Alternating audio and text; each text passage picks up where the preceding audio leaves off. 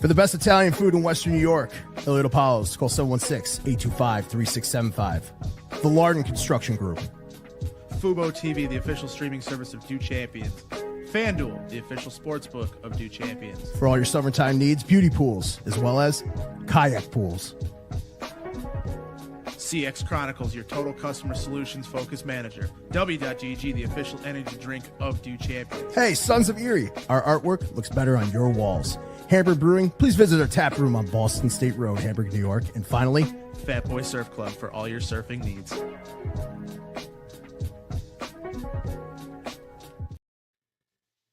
And welcome in. Brian, how are we doing this morning? We're doing okay. How about yourself? I'm a little exhausted, we'll say. Let's call it exhausted. But in all seriousness, exhausted. No, I mean, yes, exactly. I'm going for rejuvenation when I'm actually going. There we go. Welcome into everybody here. This is the Due Champions Hockey Hotline. Every Saturday morning at 10 a.m. You can find us here for any Sabres talk, any Bills talk at Due Champions on Twitter, Instagram, Facebook, Twitch. We have some great things, big things coming from us here at Due Champions. Check out our website for those things, www.due-champions.com. I am your host, as always, Matt Diegert, and as always, to my co-host for Saturday mornings is Brian Beyond716. Brian, how are you this morning? We're doing good. We had an off week last week. Had some family in town, but we're back and better than ever. And it's been a tough season, as we know. The elephant in the room.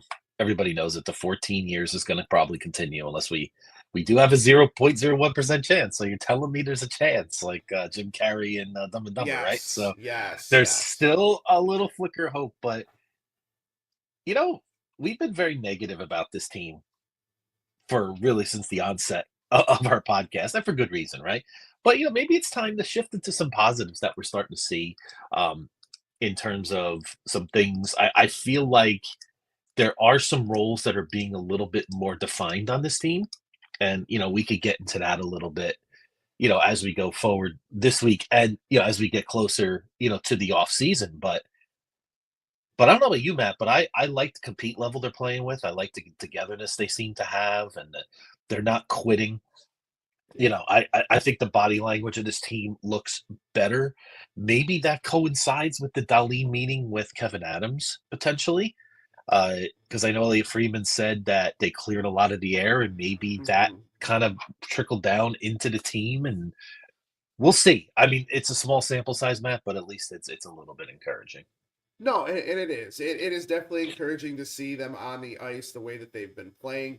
I'm still not of the mind that, that they should be stuck or stand still on Kevin Adams. I think that they still need to get rid of him in the offseason. I don't see it happening.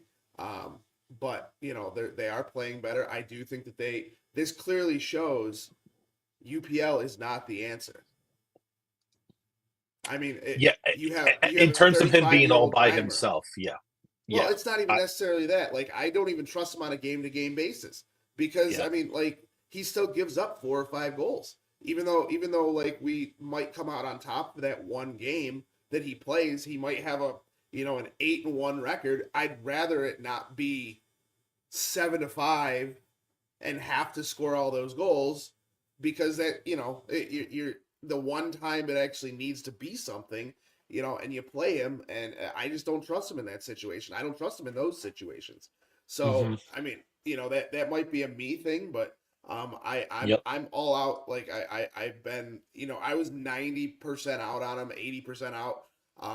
Back in when I first started calling for him to be traded, back in like November when we were doing this, but I truly I'm all out now on UPL, and I think that he needs to be traded. I think he needs to be moved. And bring in somebody like a Demko, a Thatcher Demko. Yep. Bring in, one of the guys that we talked about last week or 2 weeks ago, I should say, that are, in free agency and goaltending, because that you just need somebody that's serviceable until Devin Levi's ready to come up and prove that he's the number one goaltender.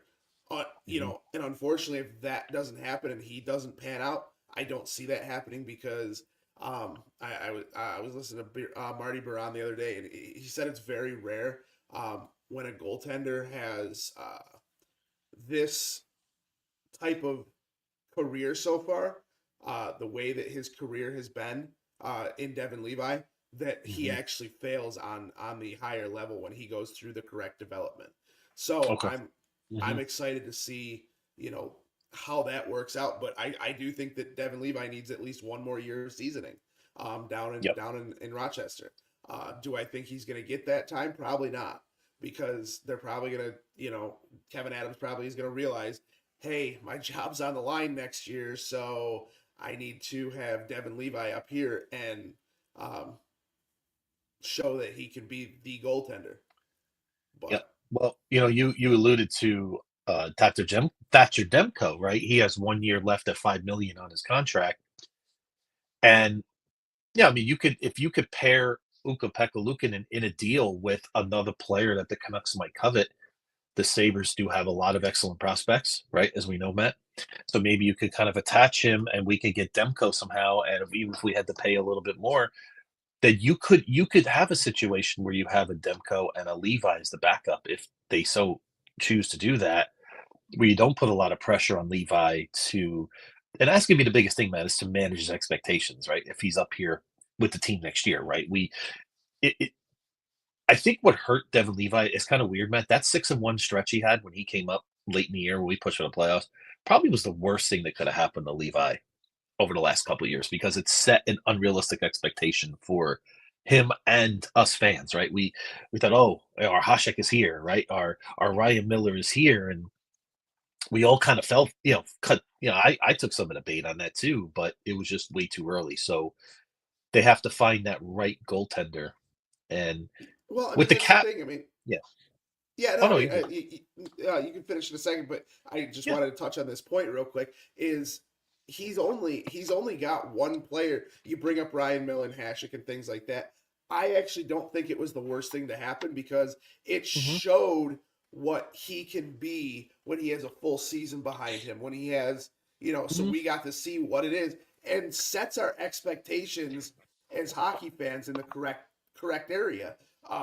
Because had he come in and just completely crap the bed, where expectations are going to be low, like, down here, whereas now they're up here, but also at the same time, we know that's where he can be. But now we got to let him get to that point where he can come in and be that Ryan Miller, that Dominic Hasek, that Connor Hellebuck, because there is only one or two of those guys that had a better save percentage in college career. Yep, and that's absolutely. I think it's Hellebuck who had a better. I don't know if Ryan Miller did. He was between those two, I think. But I believe you're right. Yeah, and the thing, trade UPL is going to be a little bit of a challenge. I mean, I think it's like 4.7 on the books. He is for 4.75. I mean, it's not the most horrendous deal, but it's the length, right? It's the 3 years he's going to have after this season, right? And that was a mistake by Adams to me, even at the time.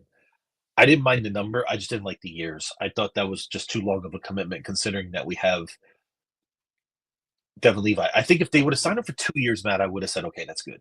Even if they had to pay 5 to do it or 5.5 to do it, I would have been okay with that, right? Just give him the 2 years, let him keep proving, because he had one really good stretch of maybe almost a full season, and I mean he had 3 months.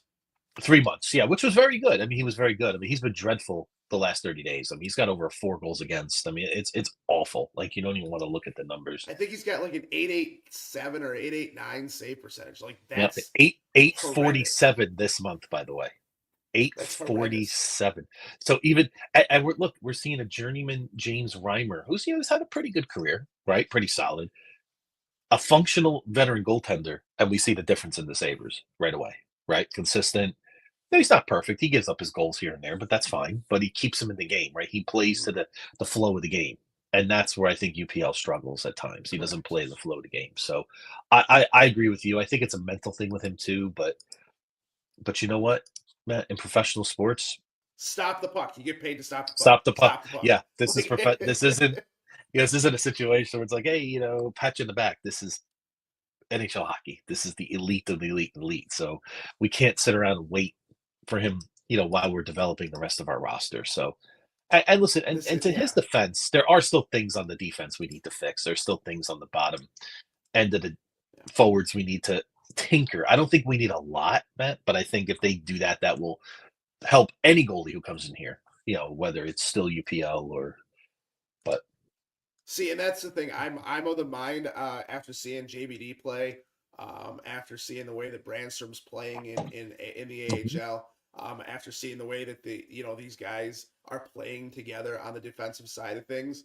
and basically standing up for Reimer in front of them, and them only allowing so many goals, Yep. Like I get it, but at the same time, I think the defense is pretty close to being fixed. I would like to see Brandstrom up here to see if he offers anything to this team, or is he just a career AHL guy, which is fine too, because they need guys like that you could bring up.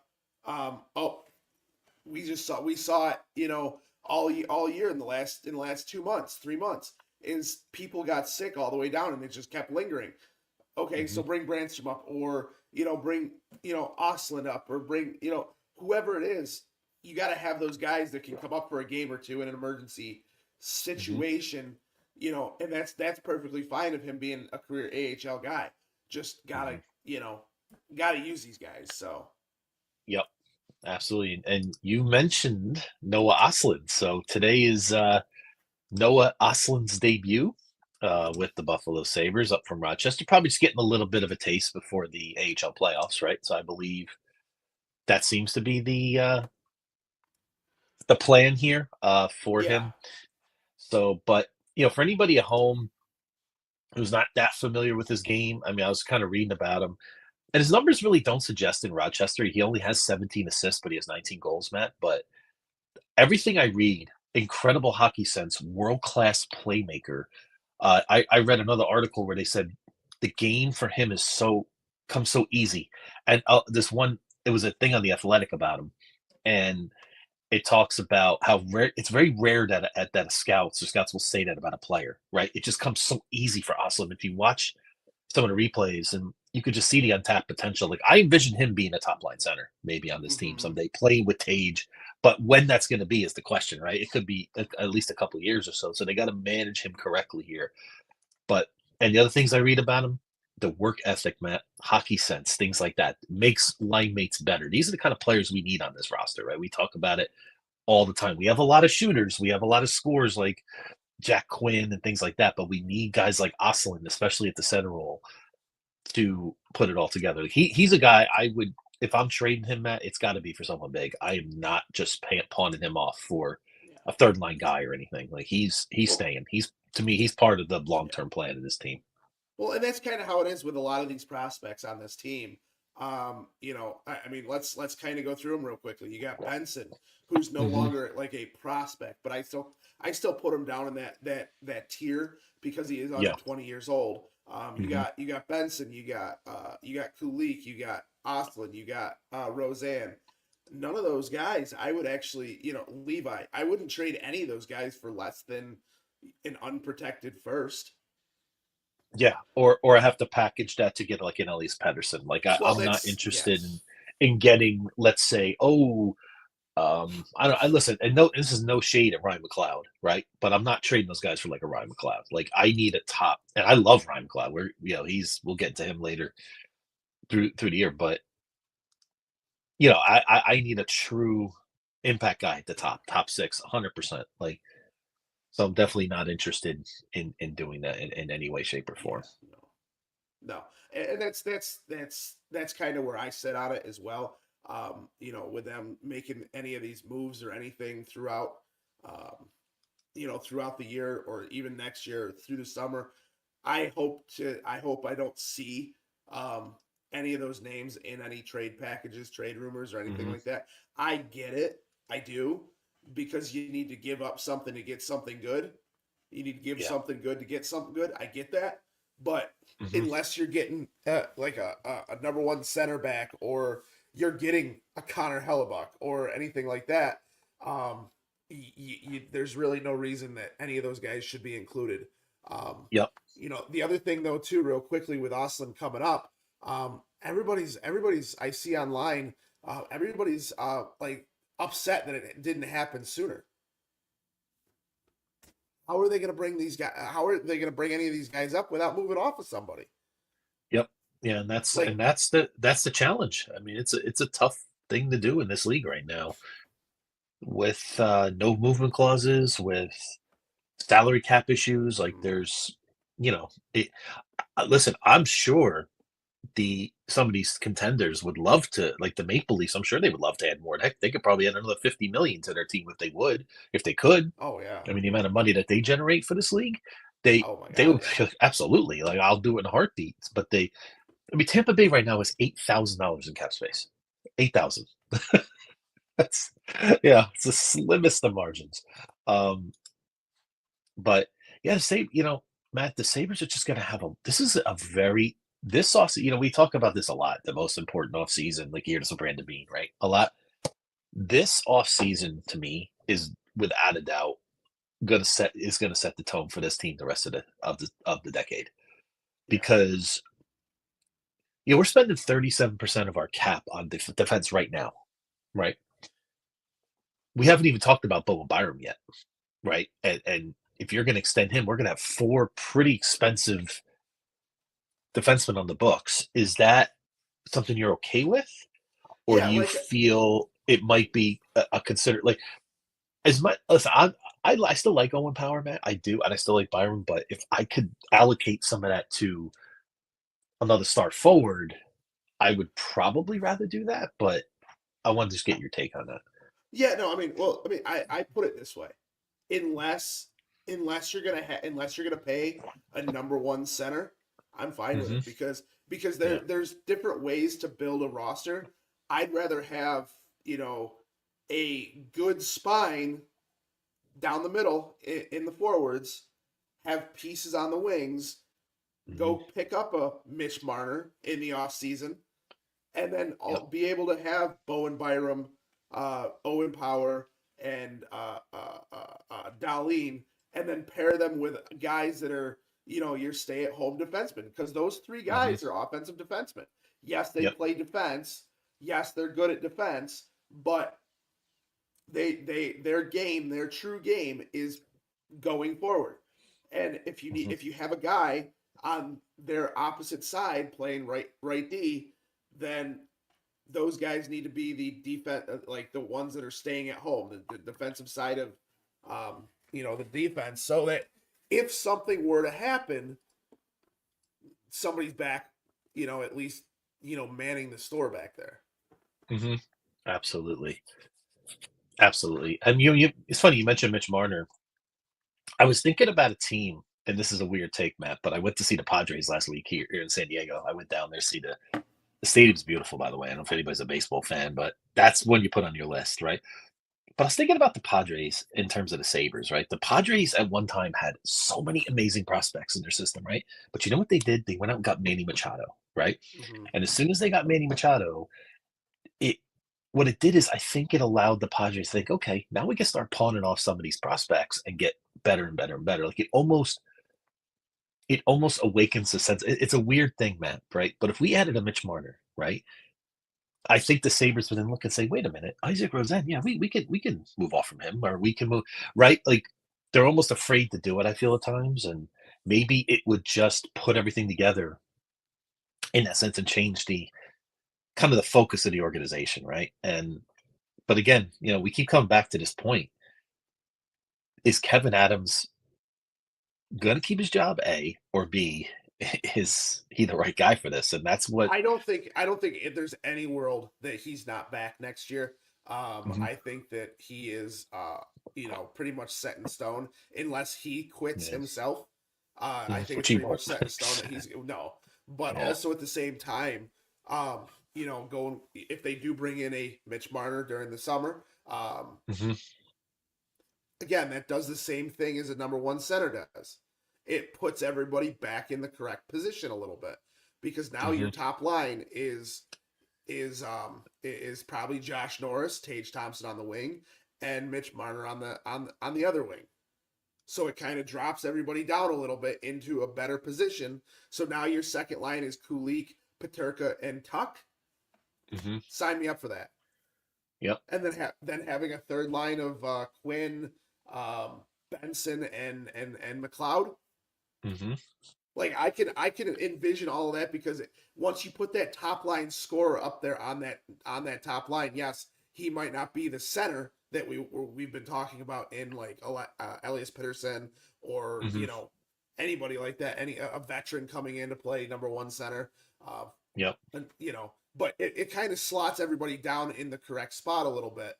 It allows you to have a true fourth line then with Krebs, Lafferty, Malenstein, Greenway, players like that. It also lets you figure out who you can move off of as well. And we know Greenway is going to be here because he signed that contract, everything like that.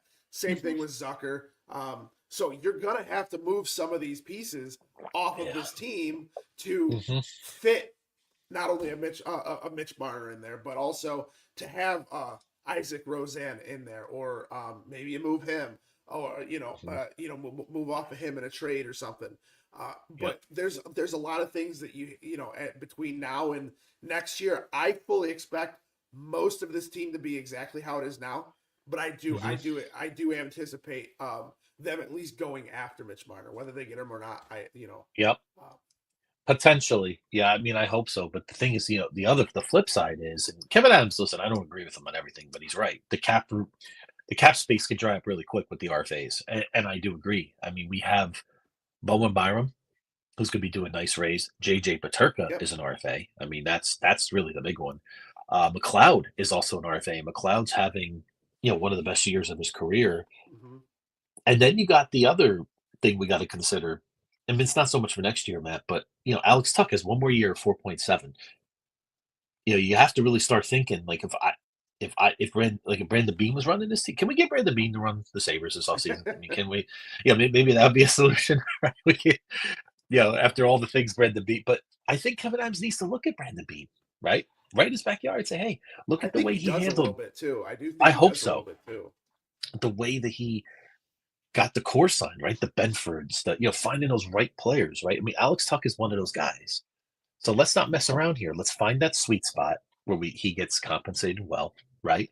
And retires a Sabre. I want Alex Tuck here for the next 7 or 8 years. I'm good. Like some of the other players, that's up for debate. We want to hear from anybody else on that. So, and we'll do plenty of that in the offseason, but wow. I mean, this is a major offseason for the Sabres. There are a lot of RFAs. There are a lot of big decisions to make. And you mentioned Jack Quinn. Jack Quinn's been, listen, he's faced our wrath, right, on this pod a few times, Matt, but he's been very solid the last I think Jack Quinn is back. And that's that whole thing, honestly, like I told you before, I truly felt last year had to be a reset year, and that's the way that we had to look at it. Is last year was a reset year for him because of the injury. Now he comes in, he lost that year of development, everything. So this basically becomes his quote unquote rookie year again. So now he's going to have to get that all back, and now he's going to have to. And we're seeing it. We're seeing his development. Now it's a little bit further than it was his rookie year because he's a little bit older and he is getting the ground under him and stuff like that. But I didn't want to give up. I would have rather done what Adams did and trade Dylan Cousins than any way, shape, or form trade Jack Quinn. I think he has a hell of a shot. I think once he gets, I think he's now out of his mind. I think the game's slowing down a bit for him. I truly think that he is, helping out, or that everything is helping him, grow. So with that being said, Matt, the other thing is it's the mental thing too with him, right? With that injury he had, it just takes time. So, right. Yes, you can put that comment up there. Absolutely. Student has entered the building, ladies and gentlemen. Since Kevin Adams took over as GM, the Sabres have scored 9 more goals than Ovechkin. Yes, and let's say congratulations to Alexander Ovechkin. last night. What a I'm not. moment that was. I'm not. You're not doing it, huh? Really? Oh, No. what? So do tell. What is this all about? I've hated Ovechkin since he came in the league. I think he's just. I don't think he's that great of a hockey player, to be honest with you. I know. Well, Well, listen, nobody's gonna. It's funny. My friend sent me this meme this morning, and I want to put this in perspective, everybody at home. Alexander Ovechkin is only 1,240 assists away from passing Wayne Gretzky on the all-time list. 1,240. They're just two different players, right? But absolutely. I guess the thing I'll say, what I meant last night was a great night. Is you had the great one there, right? He's taking the picture. It was just a great moment for the sport, right? And the one thing I'll say about Ovechkin and Crosby, as much as I've disliked them over the years, I've become more fond of, hey, they're with the same team. That's kind of nice. Like, you don't see that very often anymore. So from that point of view, if it's a good night for the sport, I'm okay with it. But listen, let's not get anything twisted here, folks. Alexander Ovechkin is not a better player than Wayne Gretzky, and it's not close. Like, and that's my whole thing. Is he quietly did this? Like, yeah, Gretzky, it's like, greatest hockey player to ever put skates on. You knew it every time he was on the ice. Yeah, we got to see a lot of times that Ovechkin, all he does is just take 10, 12 shots a game. Yeah. Oh, yeah. He's definitely a different player. And I agree with you. I mean, they put him in the slot and fire, like, give him one-timers. That's okay. Like, that doesn't make you a better hockey player just because and I hate that he's going to have this record now. I hope that. Will he though? There's someone out there that has more goals per game than Alexander Ovechkin right now in his career. Who is that guy? Connor? Nope. He's an American player. I'm interested. He's an American player. Okay. He is on a rival team. Austin Matthews? Yes. So Austin Matthews is still young enough. And we all know when Austin Matthews is cooking, he could score 70. He can score more than that. He is an absolute dynamic, offensive, goal scorer. So while Ovechkin, I guess the biggest thing for me is I like when hockey has a good night like that. I thought it was cool. Gretzky came down to the locker room and took the picture. I guess I'm a sucker for those moments. What can I tell you? No, but, I am too. And I love those moments in sport in general. I truly, and it truly has nothing to do with politics or because he's Russian or anything like that. Absolutely not. I don't think he deserves that record personally, because he's been in the league for 20 years. And excuse me, 1 second. Absolutely. I just don't think that he deserves that record being in the league for 20 years and, standing in his one spot that he has that he's taking one-timers from. No, absolutely.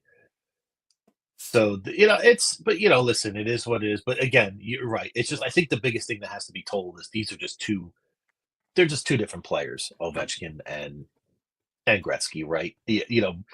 A better comparison for Ovechkin would be, I don't know, maybe even a Brett Hull would be a better comparison. He's more of I would definitely pure goal scorer. Yeah. There's just certain guys, like certain players, and it's even like in basketball, like they compare, LeBron to Kobe. Like they're two different players. Like LeBron is more like a Gretzky, to be honest. I'm just saying he has more assists. Like he's a different player. Kobe was a first, score first assassin, right? Where LeBron was more like a facilitator and he gets everybody involved. I mean, just one example, right? It's just hard to compare certain players to certain players. But fans do it. It's what they do. I mean, but also too, don't ever mention that name again on this podcast, Brett Hull. Okay. It's like Voldemort, I know. man. Well, hey, and it's literally okay. Listen, oh my God. Maybe he'll exercise the demons, Matt. Yeah. He is enemy number one in Buffalo. Like I swear. Yes, I know. I can't stand that damn foot in the crease, and then him still saying it's a goal many years later. Like absolutely, I can't believe that. Like I'll tell you what, Matt. I still think the greatest moment in Lindy Ruff history for me was the draft. After that, when there's Gary Bettman on stage, Lindy Ruff just cold walks by him, doesn't even look him in the eye. I said, "That's my coach. That's my coach right there." You know what I mean? Like that's why I always love Lindy Ruff. When they had the parade or whatever, like for them coming back after losing that game, Mhm. You know, and he goes, "I'm going to leave you with 2 words for the summer: no goal." That Yep. was it. I'm like, all right, Yeah. where's his lifetime contract for me? Like, that's Mhm. great. Yep. But Liddy's always been that type of guy, that type of player, Oh, he's that great. type of By the way, coach. have you caught any of the embedded series with the Sabres with the behind the draft stuff? I caught a little bit of it. I just didn't know if you saw any of it. I got to watch a little bit more. I saw the trade deadline one. That one was great. Yeah. That one was really good. That was Hmm. definitely a Yeah. recommendation on that one. Hmm. But I think But that yeah, I leads to your mean, point. Do you really think they would do that if Kevin Adams was going to get fired? Probably not. Like, you know what I mean? Like, I kind of agree with you. I feel like if Terry was really set on fired him, he'd say, "Let's pull the plug on this project. Let's not do it." And see, and that's the thing. potentially, I think that after hearing him the day he was answering all those questions to the media, to the 3 guys in the media that were there in Florida after the trade deadline closed, and he got up there and talked for like an hour with them. Um, I was moved more towards the okay. Here he has a plan. I get it. It sucks that it hasn't come to fruition yet. I still want him gone, but I'm okay, yeah. giving because we're already at 14 years. So what the hell does it matter, right? So What's another year, right? what's another year? And Yeah. if he comes out and the Sabres are, uh, I don't know what they'd have to be to get him fired, but I mean, like if they come out and Yeah. they're 4-10-6. I think that would probably be like, you Yeah. know, minimum what it would have to be like an under Hmm. 500 record like that, or you know, Yep. I think that gets him fired. So, but other than that, I You don't think know, there's any way he gets fired. you know, another thing I wanted to ask you about. Well, this is interesting. Like, I got a little fire from a couple Ottawa fans for this, calling me almost like an idiot for saying it, right? But I just wanted to illustrate that, that infamous 0-10-3 streak we had in December. By the way, do you know the Sabres are 0-9-2 without Darlene this year? Yep. I mean, that's another thing too. And I think he was out during that streak too, if my memory stands He was correct. That out he during was, some of it. Yeah, he was out during yeah, some of it. G's.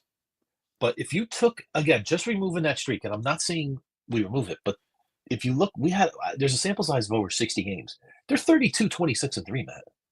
Yeah. That is pretty solid, right? That is, Oh, again, it absolutely. just illustrates to me that there's still. I know we make fun of Terry Pagula with the solution is within this room comment and all that stuff, but I guess this leads me to one other thing I wanted to ask you about the rest of the year. Some fans are like, we don't want to see the Sabres win because it gives them false hope, blah, blah, blah, blah, blah, and things like that. I'm going to believe I want to see them win games. I think this team still needs to learn how to win, Yep. especially if we're going to keep generally the same core. I don't really care. So, in a strange way, I don't mind if the pick slips to 8 or 9 because maybe it forces us to move it for someone for next year. Yep. It's either win it or like I don't want to be number 5. I'd rather just be top 3 or whatever, right? Right. 9 or 10. If I can't get one of the top 3 guys in Hmm. Martone, Haggins, or what's the I other think there's Misa, I Misa. believe. Yep, There's thank you. Misa. Yep, Yeah. Misa. Hmm. Those are my top 3 guys in the draft. Other than the defenseman, that's number 1. I think Hmm. Schneider, Yeah, which we won't be Schaefer, going after at all. Snyder. I Yeah. can't remember his last Hmm. name, Yep.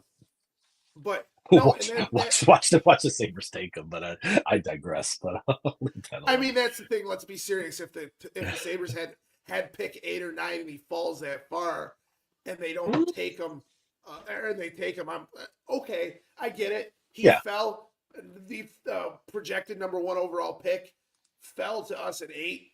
Great, Hmm. you know, Yeah. whatever. But other than that type of scenario, I don't think it in any way, shape, or form they should be taking a defenseman at all in the Agree. first couple of rounds. I think that they need to continue building this offense. Yeah. I mean, it's a stark contrast talking between the Bills and the Sabres, man. Like Hmm. we're talking Isn't about it building really? on Yeah. defense. We're talking about building on defense and everything like that for the Bills.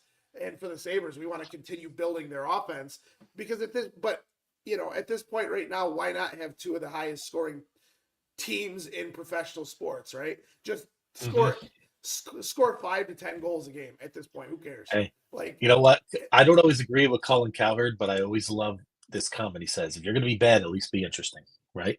Like that's, and I kind of agree with that. Like if you're at this point, at least be fun, right? At least give the fans something to be excited about, right? So, but yeah, like but I think we're in agreement though. Like, no, let's not. I'm not really worried about tanking. Like, is they really?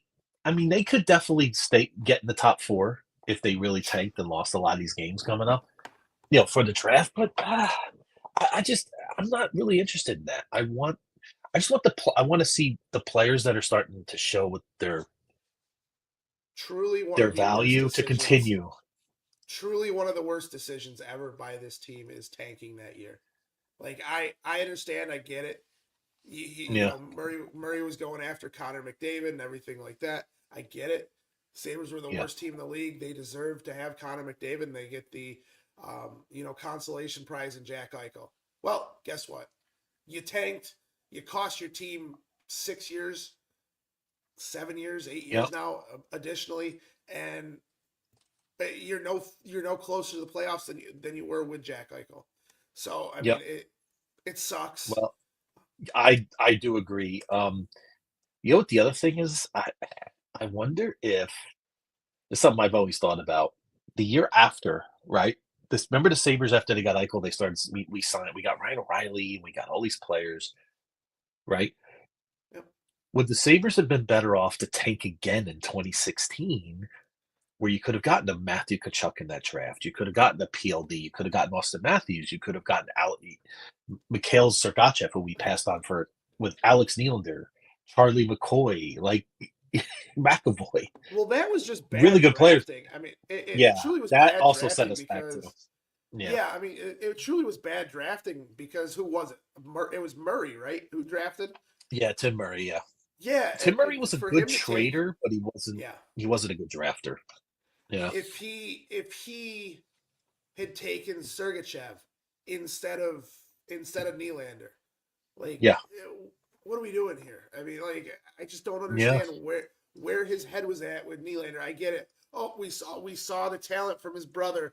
We know his father's talented, and we saw him play internationally. And he's okay, I guess.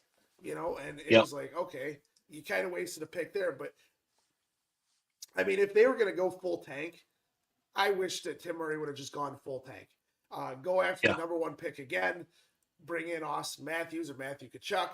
I mean, could you imagine that spine right now of Reinhart, Eichel, and Matthews? I mean, at that point, you could have traded Eichel at that point and been okay with it, right? You could have said, okay, we have Reinhart and Austin Matthews. I'm good with that. Yeah. Right. I mean, but that's like that. He didn't. But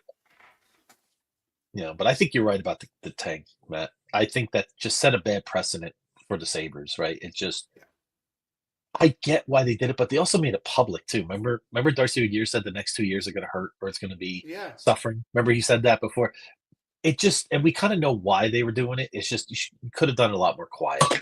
I mean, that game, I'll never forget that game against Arizona where the Sabre fans are actually cheering that we lost. Do you remember that game? Yep. At home. Yeah. Right? No, I get it. I get it at that point. At that point, like, you're already tanking. It's like one of the last couple of games of the season. Okay, I get it. You're cheering for them to lose to get Jack Eichel. Yeah. I get it. But when it comes down to it, I mean, you're not guaranteed that top guy ever, which I think is dumb. But what are you gonna do? Yep. Well, I mean, the Sabres sit at 32, 36, and 6 right now. We have 8 games left. So if they go 6-2, essentially their record is going to look like they're 38, 38, and 16. And I also think that's important, Matt, too, for the off season, right? Just a little optic thing. If the Sabres are going after a free agent, they'll say, I mean, I know the Sabres missed the playoffs for 14 years, but 38 isn't too bad considering they had that long streak. And and some other things. They're a young team. Maybe it just makes them just a little. It can't hurt to win games at this point. It just to me it just cannot be that way. So Well, I'm I mean, still I'm still in the yeah, mindset. Let's go forward and win some hockey games. yeah, that's kind of where I'm at too right now. I never want to see anybody, take that stance and, whatever. But when it comes down to it is, you know, it, you just win as many games as you possibly can at this point. I don't want to see that mentality of the losing come back in to this team in any way, shape, or form. Not that it would, but I don't like seeing that at all, because just go out and play hockey at this point. Hmm. Yeah, absolutely. Absolutely. So let's see. But so like I said, some other good players lately. I mean, Peyton Krebs for me, Matt, is earning his stripes with this team. I don't know how you feel about it. I mean, I don't think Peyton Krebs is ever going to be that top six guy that maybe a lot of people thought he would be when he was drafted, but I just love the Get in the heart he weight room, plays put with. 10 pounds on, and Yes, exactly. Yep. Put 10 pounds kind of on, and he could be that nasty forward, that just that little guy, he's like an overachiever. I love the passion he, but and he's mixes it up. And Mhm. I think he's gonna be a fan favorite if he continues to do what he's doing. Yeah, I mean, because he's got the will to get scrappy and everything like that. And I think I was texting you the other night. Whenever Mhm. this is what I was talking about. If you can't beat them, because it's Yeah. true. Like if you can't beat them on the Mhm. ice. Like Yep. like go make it tough for them. Go hit them. Go fight them. Go do whatever. Like at this point right now, the season's, I don't want to say over, because technically, I mean, it's not, but technically it's not, but I you know, still have that little bit right here, Matt. Just a little little bit. glimmer of It's hope. like in between So my you're fingers. See how telling me much that there's a is? chance. Yeah. Yeah. It would, Matt, wouldn't it be so Sabres if they won the rest of the games and made the playoffs? Like that would be. I almost attribute it to how the Red Sox needed to break their curse over the Yankees. Yeah, You they know need to how come it, back from 3-0 to do it, you know right? how it kind of feel, you know how it kind of feels to me? It feels a Mhm. little like 2017-ish, right? Yeah. Literally came down to on that fourth down, it was they were less than 1% chance of winning, Hmm. and Andy Dalton throws that pick, or throws that touchdown to Tyler Boyd. He walks in, Yep. and the rest is history. But One truly, of the still one of the greatest sports moments of my life. For true, you, Matt, yeah, I was at a bar in San Diego that day, right? And we're at a Hilton, and I'm watching the game, and we started watching the game with like a bunch of people, and they started to get into it. I said it was that fourth down, and I was running around the bar yeah, like a, if I was screaming. They thought it was like the greatest thing. It was incredible. Like that's what sports is about for me. That moment. yeah. So anyway, Yeah, I mean, that's what I'm saying though, is like this year for the Sabres kind of reminds me of that. It's like, yeah, oh, they went on a 13-game losing streak. Sean McDermott replaced Tyrod Taylor with Nathan Peterman. He threw 5 interceptions. I mean, there's similarities kind of as you go through everything, and they're down to less than a percentage of to make the playoffs. It would be the most Buffalo thing in general to hmm, end a drought with a scenario where it's less than 1% to get in the playoffs. It would just be hmm. a Buffalo thing. I mean, that's It just would be. how things happen to Buffalo. Hey, But we'll take but it though. Could you imagine? Oh, I'm not even going to get into it, but that place would be sold out with a huge party of the players outside for the 2 playoff games that we would have here in Buffalo. heck, I may fly up from Tampa just to be there for that when I'm down Could there. you So imagine? Could you imagine that though? If the yeah, Sabres, the way that they're going into the playoffs, if they were to somehow make it, yeah. We could on a dream. miracle, wing and a prayer, and they Hmm. were to make the playoffs the way that they've been playing in the last 10, 15 games, if Yeah. they were able to take that and Oh, transfer that to the playoffs, I mean, you could be talking maybe they win a series or two. I don't think they're going to like this. I wouldn't think they're going to the Stanley Cup. Like that's just hey, stupid. the Blues have won 11 straight. Why can't the Sabres, right? So, hey, it's free to dream. So, but anyway, So today we have the Tampa Bay's coming in tonight, right? At 7 o'clock, Matt. They have the Lightning are in town. Looks like we're wearing our black jerseys tonight. Good. So just kind of we have some tough. Well, we do have a tough schedule coming up. I mean, that's the one thing about the Sabres. But you know what's weird about this time of year? Sometimes I'd rather play the better teams than some of the worst ones because teams like Buffalo's we're seeing are still playing hard, right? They're still fighting. They're still. Yeah. But the Sabres do have a very busy week coming up this week. They have Tampa Bay tonight. Tomorrow, Boston at home on Sunday, right? It looks like a 6 o'clock start on Sunday for the Bruins coming in on Sunday. And then Tuesday, home against Carolina, and then at Columbus on Thursday. And then they're at Florida next Saturday. Jeez. So a lot of games coming up. And then at Tampa next Sunday. The day before I fly to Tampa, by the way, Matt, of course they play in Tampa, right? So anyway. Yeah. I'd be changing my ticket. I can't. I should have had the wherewithal and saw that and went there a little bit earlier. But it's not a big deal. It's not a big deal. Maybe you'll get a playoff game in Tampa. Oh, could you imagine? That's what our show is today. It's free to dream, right? It's free to dream. Yes, absolutely. Any and all dreamers come on down, But but I mean seriously though, like we know they're not going to make the playoffs. Like it's pretty much a foregone conclusion that this is the 14th year of this drought. We're going to be going on year 15 if things don't change. But it's fun to talk about, like the Sabres actually mean anything, right? In today's NHL, because it's true. It is true though. The NHL and sports in general are better when the Sabres are a good team. Yep. It's just when Buffalo, because of the fan base, I truly believe that it is so much better for the league and sports when the Buffalo teams are top tier teams. Yeah. I mean, I think the thing that the Sabres have to understand too is we've talked about this a lot, Matt. Buffalo is a very unique sports market, right? Compared to, let's say I live out here in Los Angeles. If you live in New York, I used to live in New York and things like that. Well, New York's a little bit like this too. But if you have a team, like you remember we talked about the Ted Nolan years, right? Even when they missed the playoffs, people loved that team. Why? Because they played hard every night. They had each other's back, right? Even we got massively outshot. We had the goaltending, right? Things like that. Like Sabre fans love those teams, and we need to get back to that mentality, right? Guys like Dahlin have that in them. We talked about Peyton Krebs, right? Like we just need more players like that, guys that are all in like that.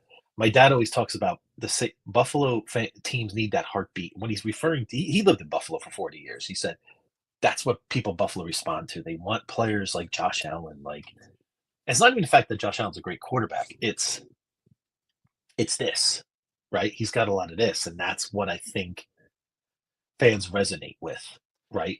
That guys like Jordan Poyer when he was here with the Bills, right? He had that heart, that total heart. Those are the kind of players that the Sabres need to find. Guys that want to be there, play hard, and have. And I think they're at that point. Other. I think they're at that point right now where they have the guys on the team that want to be here. I do think that Dylan Cousins did want to be here. Not saying that he didn't in any way, shape, or form. I just think it became too much of a mental thing for him. And they have to. Yes. That's one of the things that they have to do is they have to go through, some of these guys and almost like put them in front of a psychologist or psychiatrist, whichever one, or a therapist or whatever, and have the therapist determine if they're here for the long haul, because that's one of the only ways that, and whether it's sports psychologist or whatever. But get into the mind of these guys and figure out if they're going to be the ones to, help turn this around, because there is ways of measuring that stuff as a therapist or, psychiatrist or whatever the case may be. So go hire somebody as the Buffalo Sabres, as Kevin Adams, and find out, because if they don't end up wanting to be here, get rid of them. Or if they're not mentally strong enough to help turn this around, get rid of them. But I think they're at a good point right now, minus UPL. I mean, they have no other choice at this point Other Sadly, than yeah. I truly don't think he should see another game this year. I think it should be James Reimer's team right now. Yeah. Yeah. I mean, I hate saying Unfortunately, it you like probably that, are but going to see UPL like probably tomorrow or today, just because we got the back-to-back, right. and they have a lot of games. You know, that's one thing I can't stand about the hockey schedule. It's the Sabres have a game in hand or two, and then they get 6 games in 9 nights. Like, it's just, it's just a lot of hockey for any team to, It's great. It's to great for the endure. fans. It's great for the fans, but Hmm. but also too, it's also double-edged sword for the fans as well because if jamming that many games in there, you're not getting the best product on the ice. Hmm. Absolutely. So, and I think that goes back to Absolutely. our conversation, and I'm sure we'll have a talk about this over the summer. But to go drop it down to 78 or 76 games, drop that 6 additional games, because think about it, if you were to take 2 of these games off the schedule from this week, and now you're talking 4 games in 9 nights. Yeah. Okay, you're gonna see the best hockey True. on the ice then. I Yep. mean, and I don't The remember a Frozen stretch at Four all. had something, or the Four Nations, not the Frozen Four. Geez. The Four Nations had something to do with that too. No, So and I that get that. was, I get but that. But I'd rather them have the Four Nations every single year minus Olympic years. hmm I'd rather have that. I'd rather have yeah, that 2-week tournament where all the other players are getting time off to heal up from injury and things like that while they play a Four Nations tournament rather than seeing an All-Star game. Like, I'm sorry, I don't need to know who's the fastest skater in the NHL. Like, hmm from a competition standpoint, I know it's Connor McDavid. He doesn't have to go out there and win it every year. Like, I could care less about that. hmm Yeah, it was cool when we had Hasek, like, and seeing the breakaway competitions and him always going, going and seeing if he could shut everybody out. Like, that was cool. Same thing with Ryan Miller when he went. Like, that was cool. But at the same time, I'd rather see a Four Nations tournament that means something to the players rather than a glorified exhibition. Yep. I agree with you So 100%. I agree. I mean, I think the NBA and the NHL would both benefit from a scaled down schedule. As much as I love hockey, I think 80, 75, 70 games or so would probably be better for the product. But it works. I mean, fans, there's still, you know, attendance is still good, and more TV revenues coming in. Rogers Canada yep, just dropped a yep, that boatload of money. That's going to seven increase point the cap more. seven billion. Yeah, Yeah. $7.7 billion. We sat Yeah. here and talked about, earlier in the year, we talked about, them not having these a big TV deal. They don't have, yes, they got one with ESPN, but it seemed to be one of the lower end TV deals and things like Mhm. that. They were, not as lucrative as say basketball, or the NFL. So they just kind of seemed like a middling, you know. Yep. Now with Absolutely. this Rodgers deal, $7.7 billion over 12 years. I mean, Wow. that is just For hockey, that's it, staggering. That's staggering for any sport, but especially hockey. That is staggering to me. and I think that comes off the back of the Four Nations tournament. And I think that's why you Mhm. have to have a Four Nations tournament every single year besides Olympic years, because you're putting, butts in the seats, whether they're at home or whether they're, and you could have it like, hey, guess what? They're opening a fucking stadium down the road. You could put one of the tournament games or a couple of the tournament games in the brand new stadium over there Mhm. and do a couple of the games as outdoor games. Like, and you have a bigger stadium that's 60,000 people. I mean, you could do a lot. There's so much that could actually be done,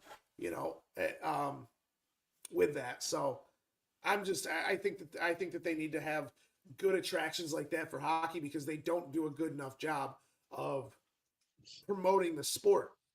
Agree. Agree. They're getting a little bit Um, better, but there's still, they are. improvement that needs to be made, They are. for sure. So, um, So what do we got on the docket this week here, Brian? We talked about the games already. we What do we talked about the expect to see? games. Well, no. Again, Noah Oslin's going to get his little cup of coffee here with the Sabres, so we get to see what the 21-year-old can bring to the table.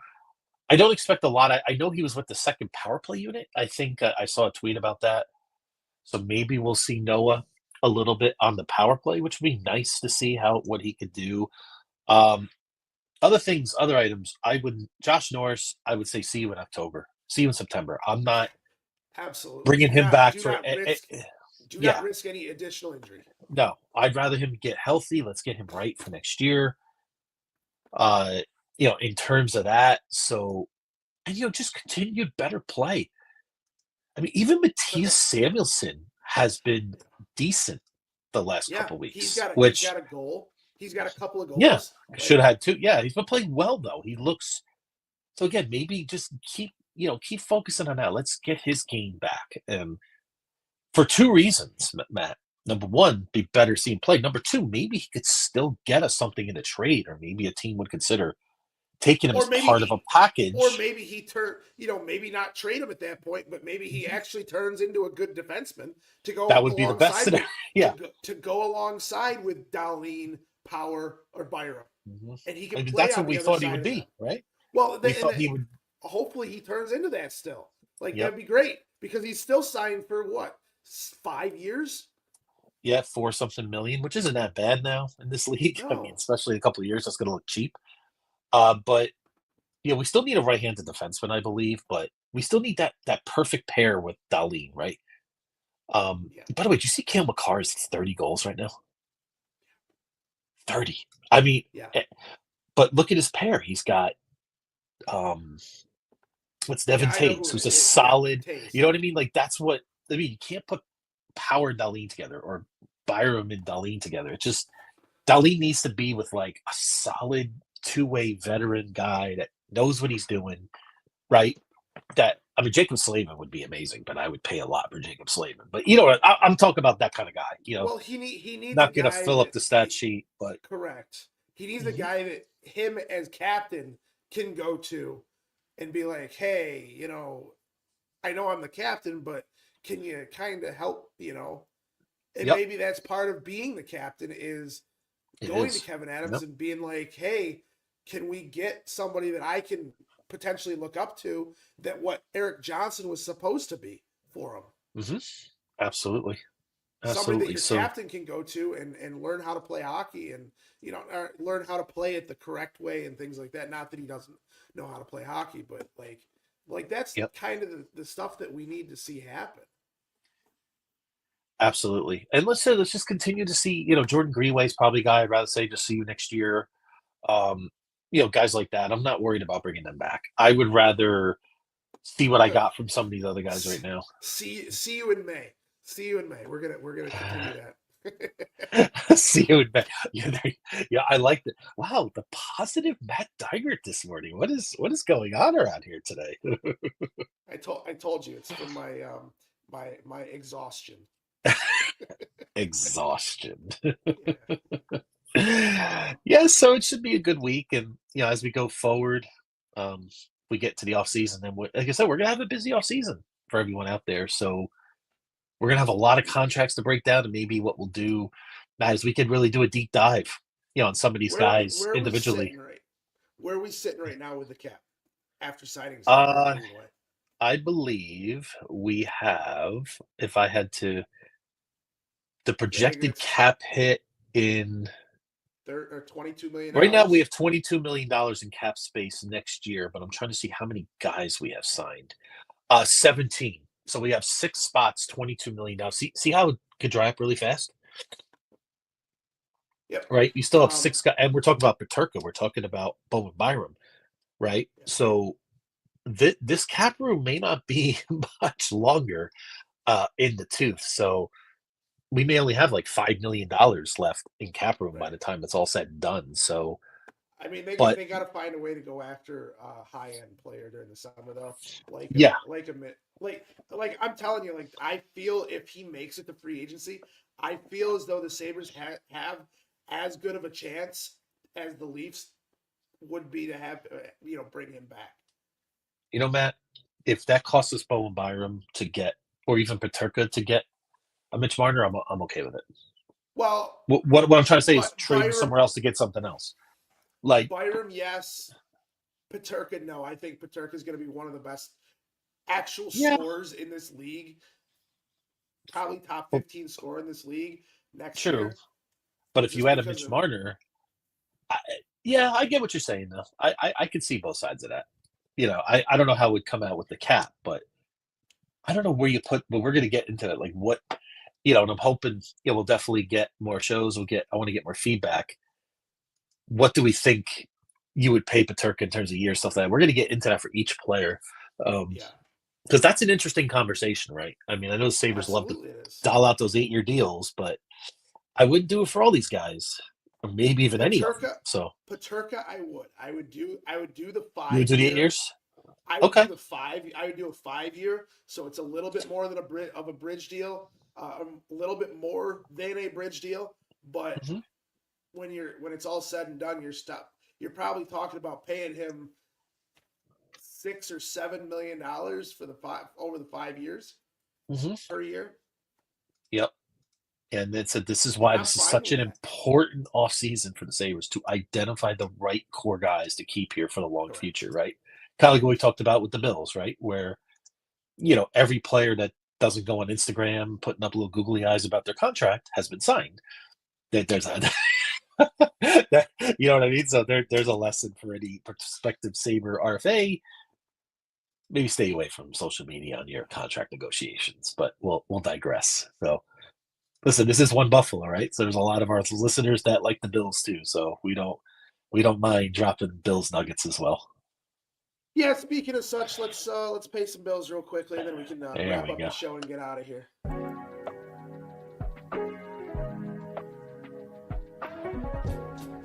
For the best Italian food in Western New York, Elliott Apollo's, call 716-825-3675.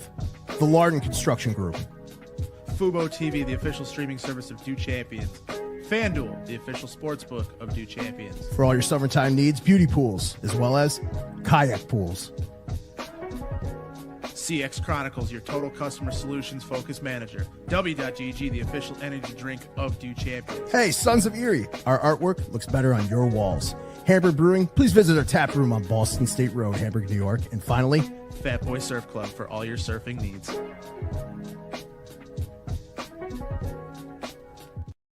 All right, big thank you to all our sponsors with us here at Due Champions.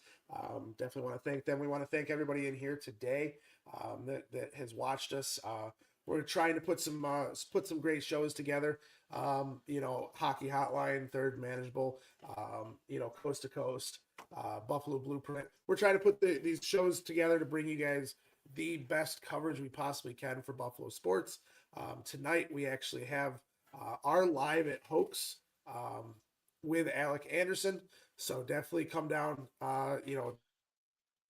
check that out, watch it live, things like that. So, and then we have Buffalo Blueprint tomorrow night. No One to Blame on Monday, and then Wednesday, you're here with Whittle on Coast to Coast at 9, Absolutely. And then Jason Data on Thursday, and then we will be back next Saturday as well. Brian, any final remarks or anything like that we want to touch on before we get out of here? No, just like I said, just let's continue the good vibes with the Sabres as we march towards an improbable playoff run of epic proportions. We're putting it out to the universe, but we'll leave that alone. But enjoy the games this week, Sabre fans, and again, come back to us, like and subscribe to Due Champions as well. We greatly appreciate it. Very big giveaway that we have going on. Yes, we do. Now. Very big giveaway, folks. Christian Benford jersey. We have and how you enter that is to just make sure you're following us on Twitter at Due Champions. Also, make sure you subscribe to our YouTube channel as well. For the Benford jersey, you just have to follow us on Twitter. But if you do subscribe to the YouTube channel and we do get up to 500 YouTube subscribers by the first night of the draft, we will be giving away a surprise item during the first night of the draft as well. Oh, excellent. Okay. If we do get that up to our 500 subscribers, If not, the only thing that is being given away is the Benford jersey, but that's still a great thing. And we thank everybody for entering that, whether you do follow us on YouTube or Twitter or Facebook or Instagram or whatever, but we are here for that. And I wanted to let everybody know of that before. And before I rudely interrupted you, Brian, go right ahead and finish what you were saying. No, it's great. This is what we do here, Matt, right? So just, again, look for some more great content from Due Champions for not only the Sabres, Matt. I'm looking forward to a lot of stuff we're going to put together as we move into the off season and towards the NHL draft, which I will be attending live in Los Angeles this year. So that's a little teaser. So maybe I can get some good stuff there going for us. So who knows? Maybe we'll do something with that. And let's just go Sabres the rest of the week. That's all I had. Hey, what can I say? We've been doing this for a while.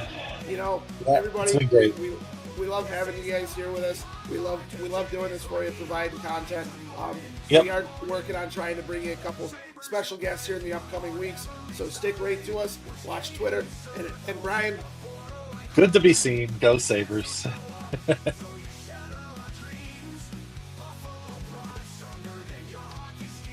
Champions Hockey Hotline.